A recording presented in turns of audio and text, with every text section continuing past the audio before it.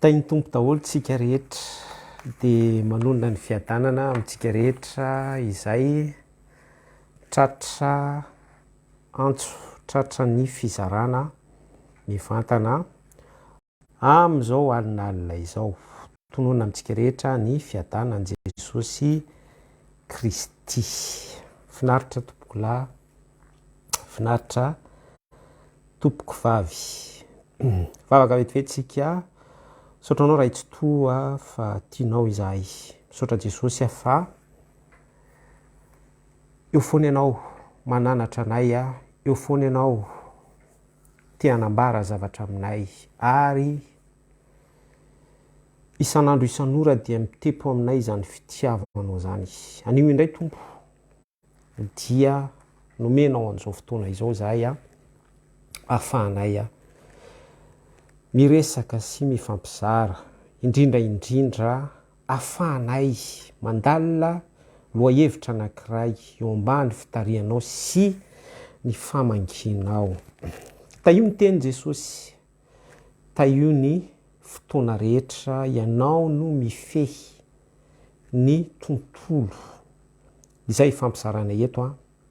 Ianao ihany koa no manamasina ny teny, ianao no mibitsika ny ampona tsiraray avy any, ahafahanay mihody fahasoavana amin'ny alalan'ny fizarana any anatin'ny teny mandritra ary indrindra aoriana any amin'ny tontolo tsy hita maso rehetra any.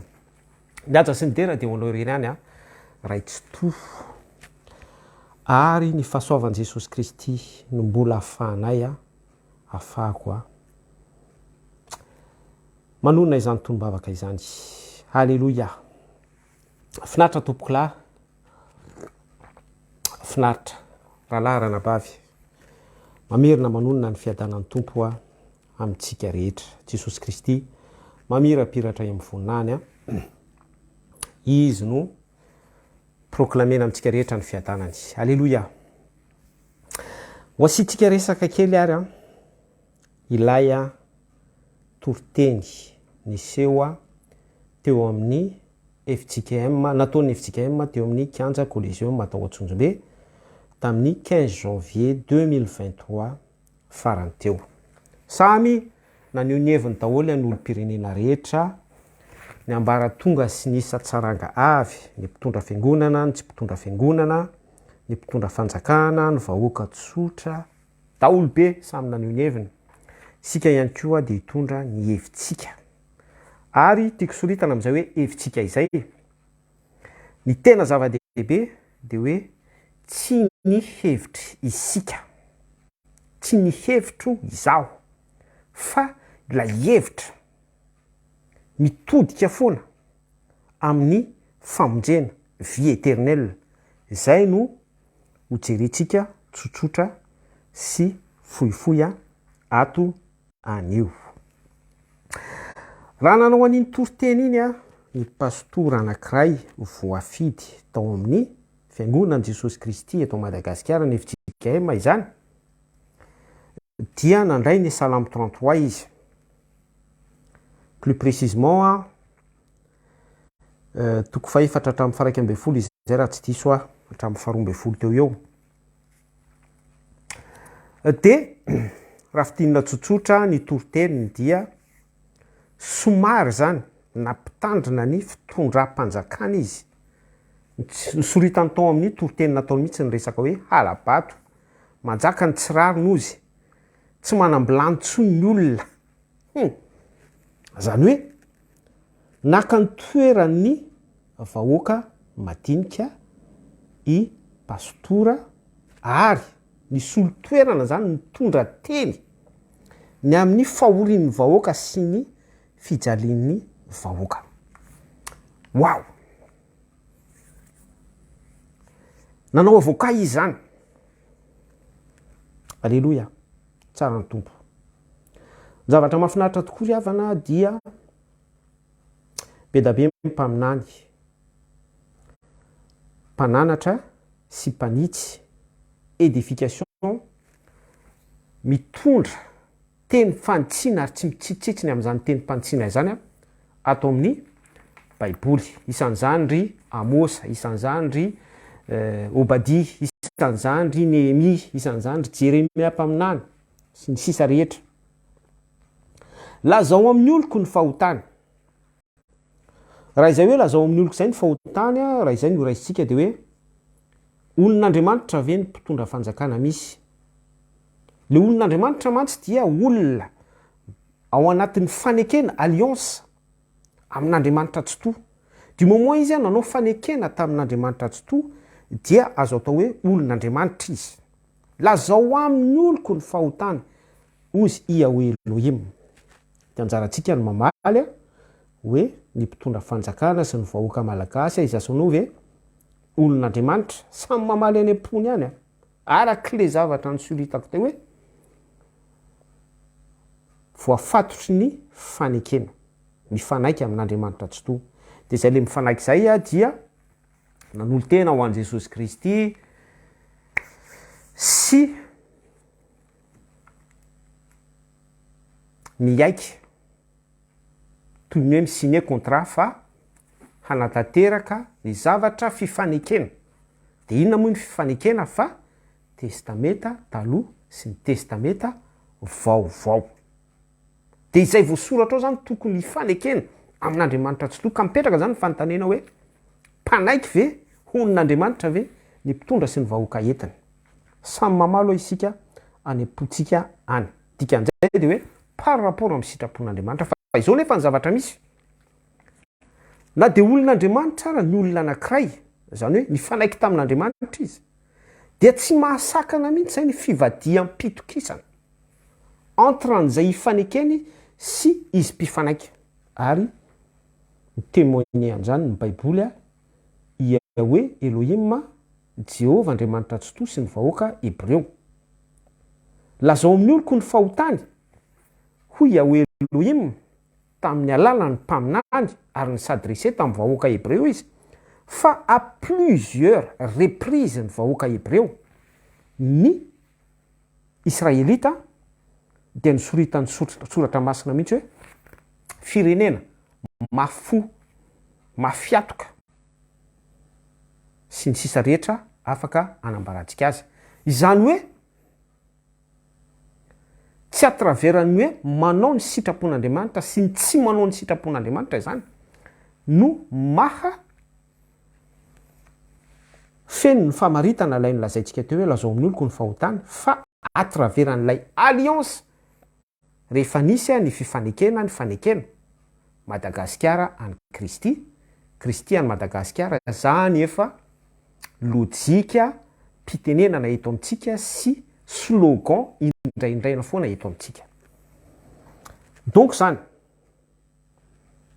manoloana an'izay fanazavana nazavaintsika izay dia afaka mitire conclusion isika hoe olon'Andriamanitra, olon' Jesosy Kristy, olona kristianina ve ny mpitondra sy ny vahoaka entiny. Fa izao rehefa nitoriana ilay Salamo 33, rehefa ny dénoncer ny zavatra tsy mety tao andapa rehetra ny mpitondra fiangonana, ny soloan'ilay pastora FJKM Matena, dia niteraka réaction be mihitsy ilay izy. Ary io ilay tena ho resahantsika. Niteraka effervescence be mihitsy ilay izy, mandroatra. Misy mihitsy mivoaka faroratra. Resaka esprit ty zavatra ity. Resaka esprit ty zavatra ity. Resaka tontolo ara-panahy. Ary tena hoe ny révélé zavatra be da be mihitsy ny toriteny pastora, ny solotena ny FJKM, ny solotena ny vahoaka teo amin'ny Coliseum tamin'ny 15 janvier 2023 iny. Ny révélé zavatra be da be mihitsy. Voalohany, ny teo amin'ny côté an'ny fitondrana dia ny rahantsika nahita fa ny popotra daholy, lasa mahay baiboly daholy, ny député, ny ministry ny atitany, sy ny sisa rehetra, izay partisan ny fitondrana zany, dia lasa olona mahay baiboly daholy. mahay tsy anjery verset biblika daholy, mahay mitory teny daholy, manam-pahendrena daholy. Zay ny zavatra nisy. De ohatra hoe député zao de misy mihitsy miteny hoe tokony mandalo sivana ny ridicule be izy, mampime be izy, tokony mandalo sivana hono zany mitory teny a torian'ny FJKM zay vao mila autorisation zany zay vao toriana. Zany hoe maka ny toeran'Andriamanitra zany izy. Andriamanitra rehefa mampitondra teny de monsieur révélé amin'olona anankiray izy amin'ny alalan'ny gloire ny voninahiny, dia iny no voaray an'ilay olona mety hoe vision na hoe nofo na zavatra ohatran'izany, dia mitory teny lay olona na ihany koa amin'ny alalan'ny fandremezam-pahasoavana fa le rangahy selon ny pouvoir an'ilay député resantsika io zany. Hainareo rehetra izy. Tovitovy amin'izaka io zay le député. De ny azy zany ny ao an-tsainy indray de hoe tsy maintsy mandalo eo ambanin'ny mason'ny mpitondra fanjakana, lay mpitondra fanjakana izay siblen'ilay toriteny, ny zavatra toriana. Tena hitanareo amin'izany hoe ambony ambany be. Ka izay zavatra zay efa esprit zay, efa tontolo ara-panahy zay. Ary zay zavatra izay dia manome toetrana démonie. Tanareo ny démonie ozy ny soratra masina dia raha milaza izy de ny azy ihany lazaina. Zany hoe raha mandray soratra masina izy zany de ny position ihany ny amboarany, ny position ihany no toriny, ny position ihany no proclameny. Raha mandainga izy de ny azy ihany lazaina. De voly de rainy lainga. Tsy misy marina ao aminy, tsy misy zavatra marina lazaina. Fa raha milaza izy dia raha mandainga izy de ny azy ihany no lazaina. Ka misy fotoana izy mandray verset biblika, misy fotoana izy mandray soratra masina. Ohatra ihany koa hoe olobe ao andabo ao ministra na tsy fantatro a lehibe any atitany na tsy atitany de mandray toriteny izy, mandray soratra masina izy de ny azy ihany lazainy, ny position ihany, lay fitondram-panjakana ihany zany, manao bouclier izy zany, izy se défendre an'ilay intérêt personnel. Zay le hoe raha mandray verset biblika izy zany de ny azy ihany lazainy.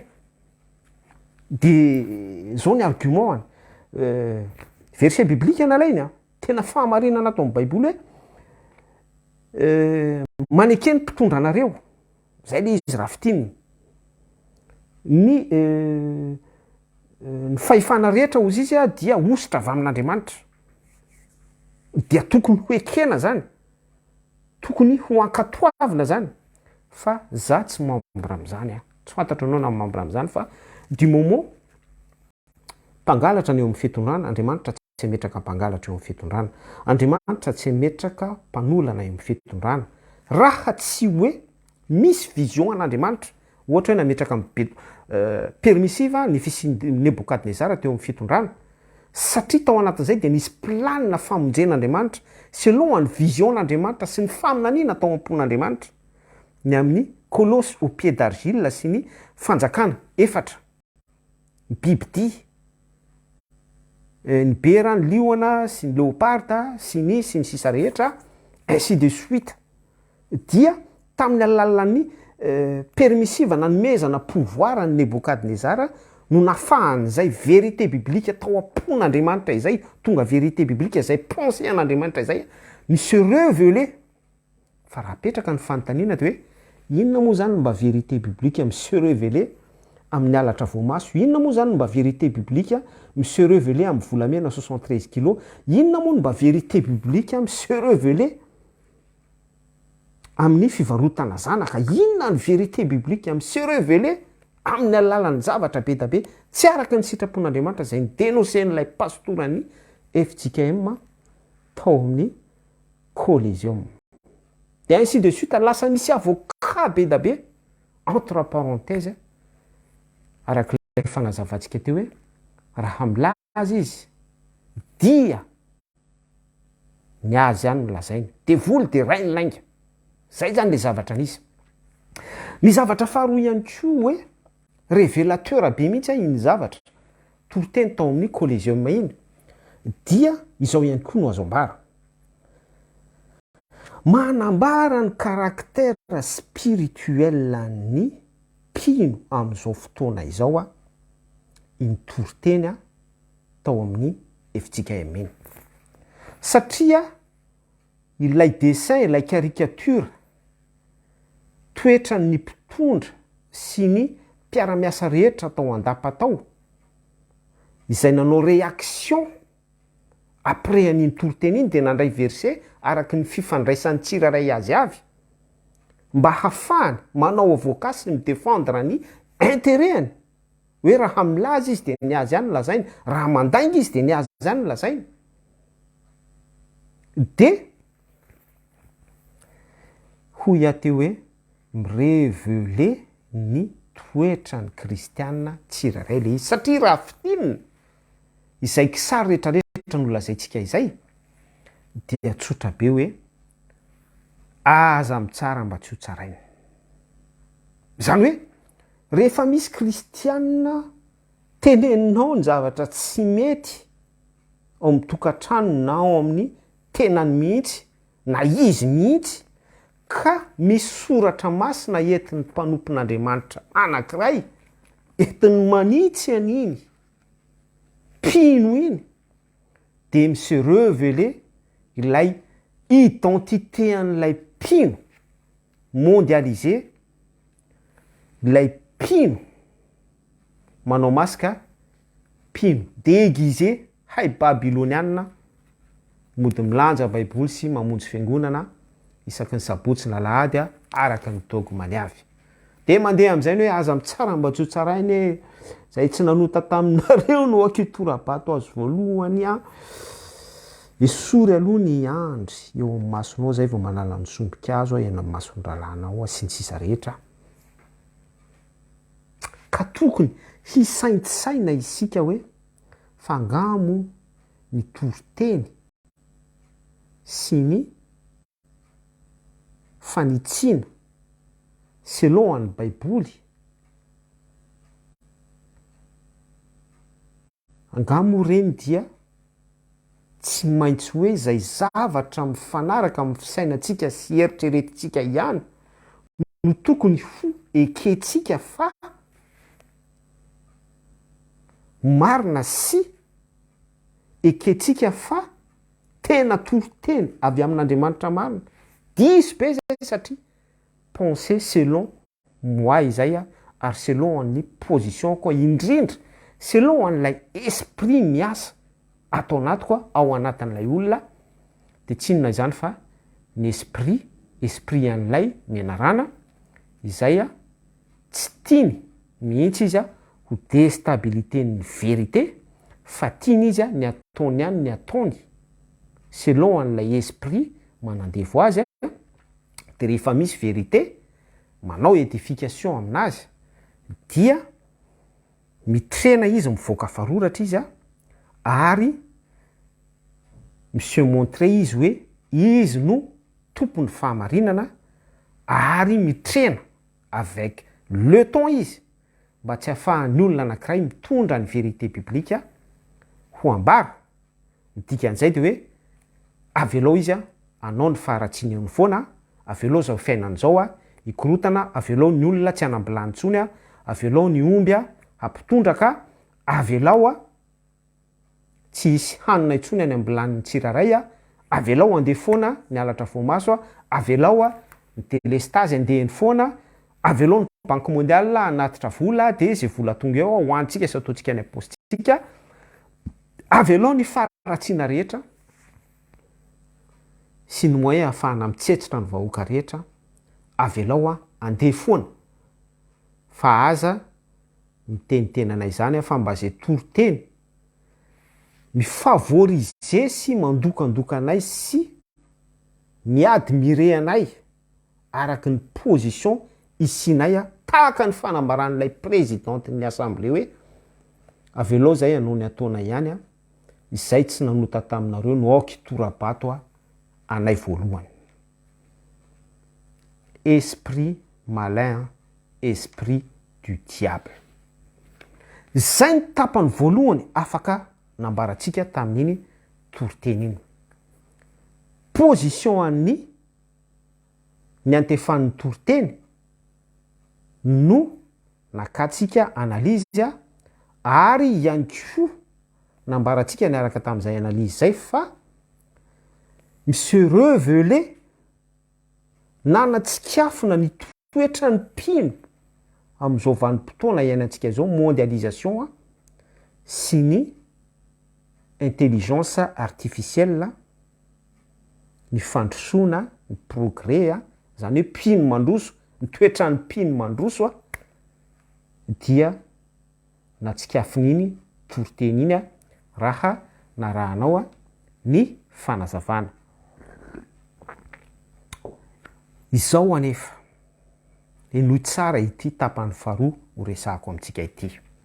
Eto indray tsika dia resaka ny position andry zareo FJKM.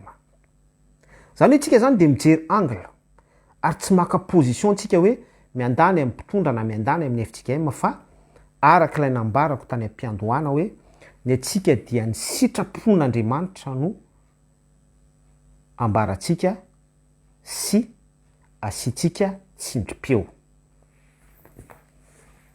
Ekena fa nitondra edification, nitondra teny mpantsina tamin'ny alalan'ny toriteny, ny solitenan'ny FJKM, ilay ray amandrony pastora izay nitoriteny tao amin'ny collision tamin'ny 15 janvier 2023 iny.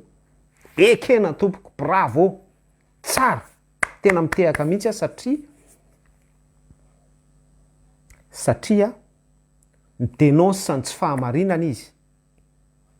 Tahaka ny isika ny tenako izay midénonce ny tsy fahamarinana isan'andro isan'ora eto amin'ity pejy ity.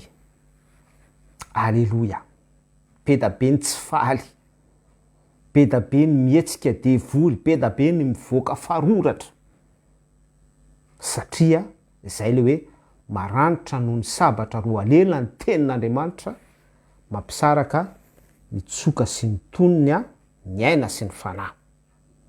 Tenin'Andriamanitra ny resahako fa tsy ny tenina FJKM na tenina pastora ao amin'ny FJKM. Averiko tsara hoe tenin'Andriamanitra dia maranitra noho ny sabatra roa lela, fa tsy ny tenin'ilay pastora na ny tenin'ilay représentant ny FJKM, na tenina député, na ny teniko na ny teniny olona tahaka. Misy nuance sy poids be zay zavatra lazaiko zay. Dia hoy ato hoe hijery ny position an'ny FJKM andray arisika. Ary eto ny tena mampime. Ekena fa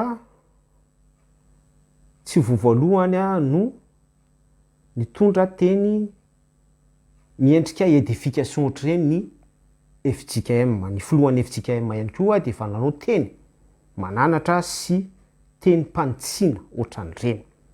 Fa izao ny fanontaniana mipetraka dia hoe hatramin'ny sin'ny FJKM, hatramin'ny foronan'ny FJKM ve dia efa toetra sy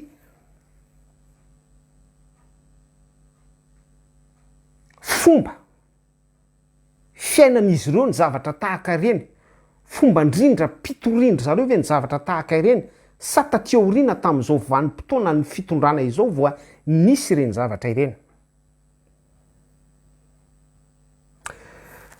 Important be zay zavatra lazaiko zay. Raha ataontsika hoe voniforona zany FJKM ka isaky nisy tsy nety teto amin'ny firenena dia misy pastora mitsangana mitoriteny sy manitsy tahaka ireny vatambatana tahaka ireny manindrotsindrona tahaka ireny dia hoy aho hoe ay kosa tena FJKM manana n'ilay natiora ny Amosa mihitsy, manana ny natiora ny Obadia mihitsy, manana ny natiora ny Nehemia mihitsy, manana ny natiora ny Jeremia mpaminany mihitsy kosa kay ity institution religieuse antsoina hoe FJKM ity. Azonao tsara angamba ny tiako ambara atreto. ny zavatra nisy anefa dia izao. Le raha tsika nahita ny savorovoro a tamin'ny 91 ny toya 2002 tombadiky reny a dia nisy foana ny resaka fivavahana 2009 a niakatra lapa sy radio a 2002 ihany koa pareil a ny mpiandry ilazana amintsika hoe misy an'le enjeu mifangaro foana zany ny institution religieuse a sy ny resaka fivavahana sy ny resaka politika. De hitatsika ny mpiandry miakadapa miakatra radio sy ny sisa rehetra. Mpiandry a ty resaka mpiandry ty moa zany dia Madagasikara ny manana izy ty fa tsy maneran-tany izy ty. Ny kristianina ohatra hoe ny protestant ty andafy na ny luthérianina ty andafy ohatrany tsy de hitako hoe mampiasa mpiandry zany ve izy mandroka devoly sy ny zavatra ohatr zany. Bof, bref, zay le hoe religion zay. De tao anatin'ny ty tantara hoe 91 2002 2009 fifangaron'ny politika sy fivavahana ity tao foana ny FJKM ary tao ihany koa ny fiangonana zandriny a ny karazana secte vitsivitsy a irazana amintsika hoe zay foana le chamboulement, zay foana lay fanonjan'ilay rivotra politika sy fivavahana. Hiditra landalina tsika. Le raha tsika naheno zany tantaran'ny FJKM sy ny FPVM izany. Fatatsika tsara hoe iza ny tao ambadiky ny FJKM, iza ny tao ambadiky ny FPVM. Elo tsara. Ary io io a dia mbola tsy mangatsika tsara hatram'izao. Mbola ao anatin'ny antsoina hoe guerre froide zany ireo institution religieuse anankiroa ireo. Ambonin'izay a dia etsy ihany koa ny secte kely be da be maniry miaraka amin'ny faux prophète sy ny sisa rehetra ale amin'ny tontolo politika foana reny afa be da be ny tsy conscient am'izany. Rehefa misy ny fotoana dia dévoilentsika izany. Ary efa nisy olona nilaza ny tenany ho Jesosy nidina an-dalambe teny amin'ny 13 mai nona ny vahoaka ozy manana oronany tsara am'izany tsika. Ary azadiny fa tamin'ny 91 ny slogan tamin'izany dia hoe eto miakatra ty fireneny ty niarahana tamin'ny pastora au gradé be mihitsy manana ny doctorat matanjaka be théologianina be membre tao amin'ny FJKM Andriamanjato Richard fa tsy namantsika tsony izy. Tamin'ny 2002 dia azadiny indray ny hoe aza matahotra mino fotsiny ihany. Natanjaka be ny FJKM tamin'izany ary ny filoham-pirenena tamin'izany vanim-potoana izany sy izay napetraka teo amin'ny fitondrana rehefa nisy ny mialatsiny ahiteny an'ity hoe tontolon'ny complotisme. Tsy afaka andahany zany tsika. Nafahana. Nametraka ny fitondrana misy tamin'izany vanim-potoana izany. Dia ny filoham-pirenena tamin'izany Andriamatoa Marc Ravalomanana mialatsiny manao anarana dia filoha-levitry ny FJKM. Zany hoe tsara toerana zany ny institution religieuse FJKM tamin'izany vanim-potoana izany. De nitoy tantara de nipoaka amin'izay ilay resaka FJKM sy FPVM. De dinio indray iza ny tao ambadiky ny FPVM. Zay le nitenentsika teo hoe guerre froide. Mbola en guerre froide foana ireo institution religieuse anankiroa ireo. Zany hoe mbola tsy nandre zay hoe nifamela, mbola tsy nandre zay hoe nifanolo-tanana, mbola tsy nandre zay hoe samy may anefa reo hoe izay madio am-po no ahitan'Andriamanitra. Zay nahatonga na ny teny tary ambony hoe maranitra noho ny sabatra roa lela ny tenin'Andriamanitra. Ny tenin'Andriamanitra hoy aho fa tsy tenina pastora na tenina institution religieuse. Ka du moment hoe milaza tenin'Andriamanitra isika, milaza tenin'Andriamanitra ny olona anankiray, ninona position dia maranitra noho ny sabatra roa lela foana iny tenin'Andriamanitra iny. Zay no mahateniny tsy to ny teniny tsy to zay mahatenin'Andriamanitra ny tenin'Andriamanitra. Alleloia. De teo a de ny teny fa tsara toerana be mihitsy ny FJKM tamin'ny vanim-potoana hoe nanana ny pouvoirany izy, nanana ny stabilitéany ny filoha lefitra tao andapa-tao. Fa amin'izao vanim-potoana iresantsika izao, raha araka tsara le tantara teo, de hoy aho hoe iza indray ary manana ny stabilité,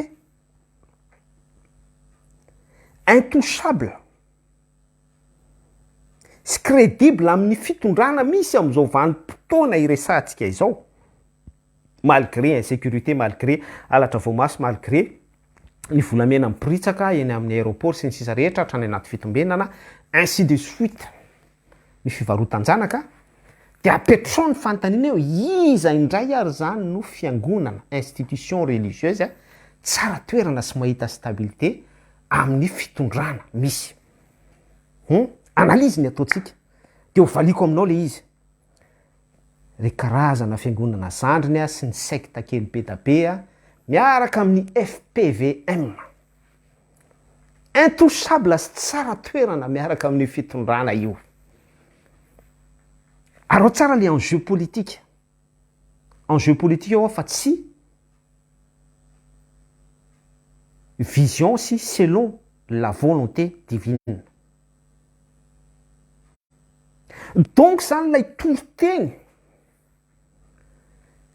nataony solotena tamin'ny alalan'ny pastora anankiray teny amin'ny Coliseum 15 janvier 2023, raha petraka ny fanontaniana de hoe vérité selon an'ny tsindrimandrin'Andriamanitra sy avy amin'Andriamanitra tsy tovy, izay lay fanontaniana tsara petraka.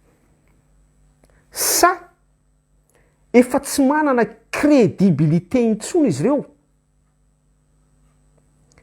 tsy manana stabilité, tsy ao anatin'ny izay antsona hoe intouchable izay intsony izy ireo, fa very izay crédibilité sy opportunité izay fa lasan'ny FPVM sy ny antokona secte kely be da be sy ny fiangonana zandriny, dia lasa mahita ny tsy mety rehetra eo amin'ny fitondrana. Fa raha inversena kely zay tendance zay hoe tamin'ilay filoha lefitra ny FJKM zay teo amin'ny pouvoir, moa ave nisy toro-teny izay mitondra édification tahaka ny toro-teny zay noentina sy ny dradradratra. Averiko tsara hoe moa ave tamin'ny naha filoha lefitry ny FJKM n'lay olo be fon'izy au pouvoir, zany hoe tamin'izay vanim-potoana izay de nanana ny crédibilité an-tsara sy ny stabilité an-tsara ny FJKM, dia mba nahita ny zavatra ratsy tao amin'ny fitondrana ave ny pastora FJKM tamin'izany vanim-potoana izany, ka mba niteny même hoe un mot na toro-teny anankiray mitondra édification tahaka ny toro-teny izay hoe édification zay tena ankasitrahako sy te afako mihitsy ny solon'ny tena ny vahoaka sy ny mantra teo amin'ny Coliseum tamin'ny 15 janvier 2023 teo. Izany hoe raha fitiniko sy faranako ny fizarana de sokafo ny masonao. Sokafo ny masonao. Fa ireo institution religieuse rehetra ireo dia mitovy amin'ny rafitra politika ihany. Institution religieuse hoe étiquette fivavahana, étiquette mitoro-teny, étiquette miresaka Andriamanitra, étiquette mitsodrano, étiquette sy ny sisa rehetra araka ny rita zay nosoritan'Andriamanitra selon la Bible. Fa ny politicien amin'ny étiquette maha-politika azy dia zay le hoe fitantanana, gérance atiny sy ivelany, national, international, mitovy ihany reo samy manana ny butiny sy ny objectifany. Ka raha famonjena no andrandrainao amin'ireo resaka institution religieuse sy politicien reo dia mitovy ihany reo fa ny ray A dia ny ray B, ny ray X dia ny ray Y, ny ray mainty dia ny ray mainty fa fonosana loko fotsifotsiny. Ka amaranako azy dia hoe ny toritenin'ny FJKM teo amin'ny collégium iny raha petraka ny fanontaniana zany selon an'izay angle ny tarafatsika azy sy nitondrantsika fanazavana izay dia hoe avy amin'Andriamanitra ve sa tsy avy amin'Andriamanitra, satria izay ny zava-dehibe hoe ny zavatra torintsika dia avy amin'Andriamanitra foana, ny zavatra ambaratsika dia mitondra famonjena sy salut foana.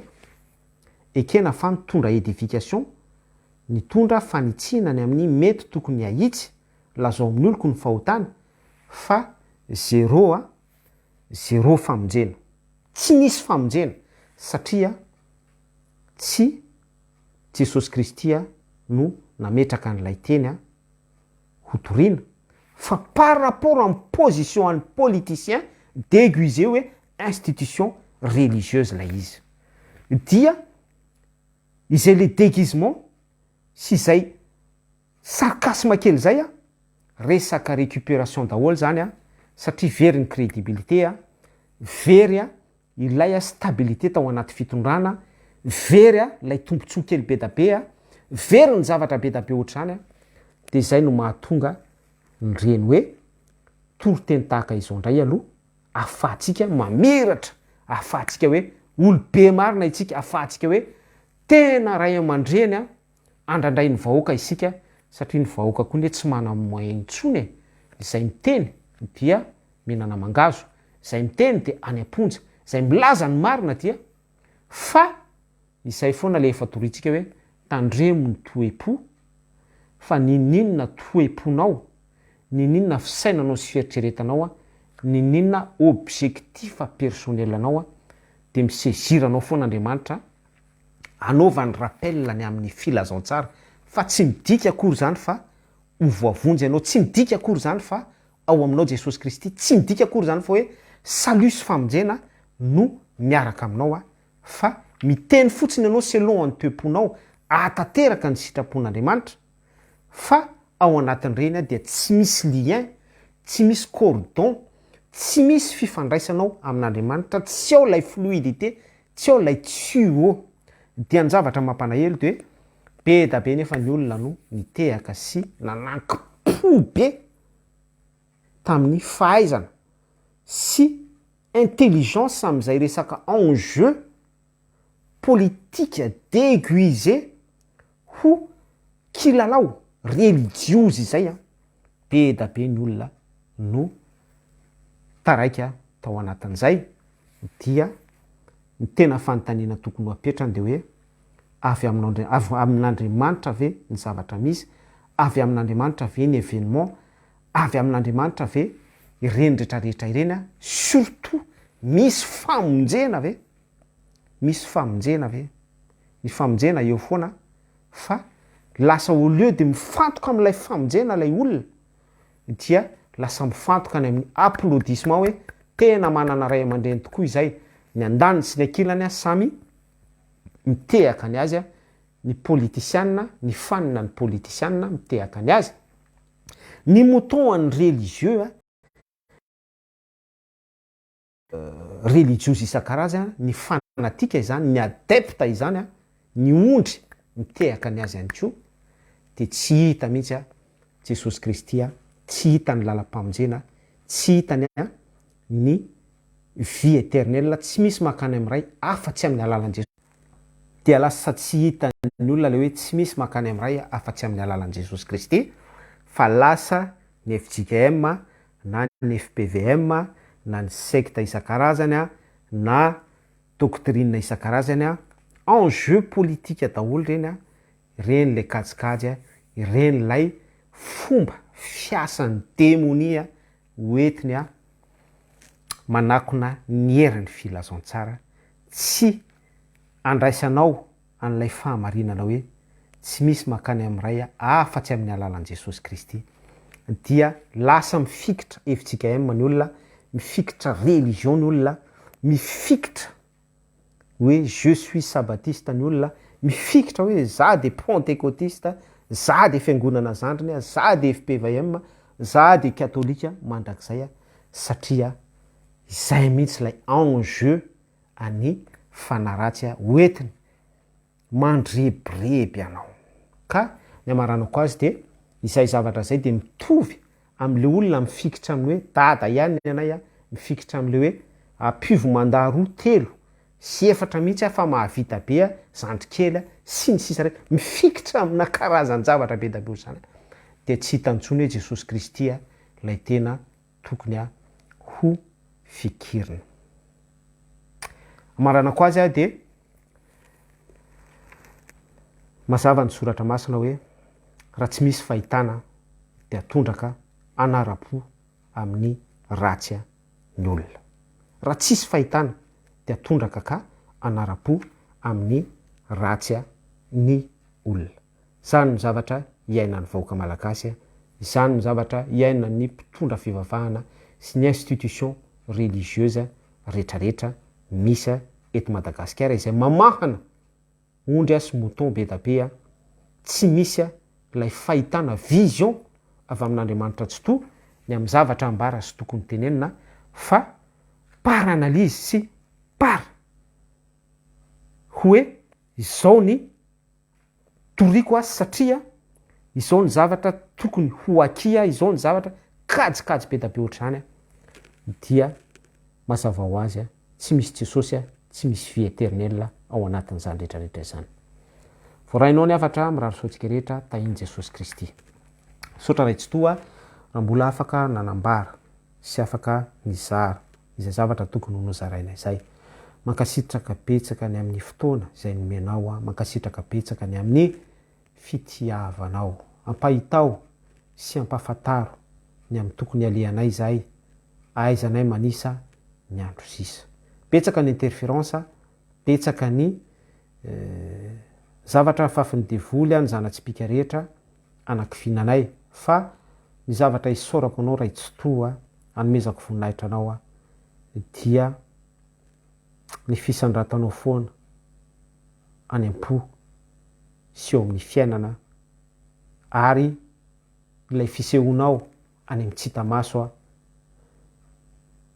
any anatin'ny fisainana sy fieritreretana lalina de lalina any ary ny fiazonanao an'ilay intimité personnelle afahanay manana n'ilay fluide